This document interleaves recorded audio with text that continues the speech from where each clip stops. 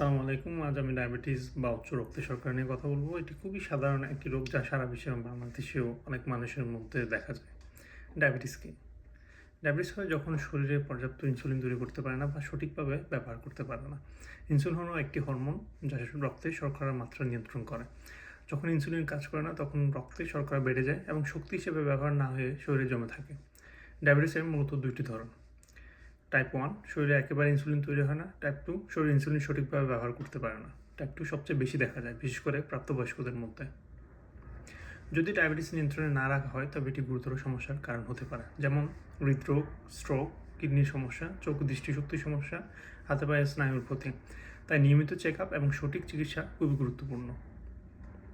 কিছু সহজ পদক্ষেপ ডায়াবেটিস প্রতিরোধ ও নিয়ন্ত্রণে সাহায্য করতে পারে, যেমন চিনি ও প্রক্রিয়াজাত খাবার কম খান, বেশি করে শাকসবজি, ফলমূল ও ভাত অথবা আটা জাতীয় পূর্ণ শস্য খাবার খান, প্রতিদিন অন্তত 30 মিনিট হাঁটুন বা শরীরচর্চা করুন, স্বাভাবিক ওজন বজায় রাখুন, ধূমপান এড়িয়ে চলুন এবং তেল চর্বি কমান। ডাক্তারের পরামর্শ অনুযায়ী নিয়মিত ওষুধ বা ইনসুলিন নিন। রক্তের শর্করা নিয়মিত পরীক্ষা করুন। ডায়াবেটিস একটি অতি সাধারণ রোগ, তবে সঠিক জ্ঞান এবং নিয়মিত যত্নের মাধ্যমে আপনি সুস্থ জীবনযাপন করতে পারেন। দেখার জন্য ধন্যবাদ।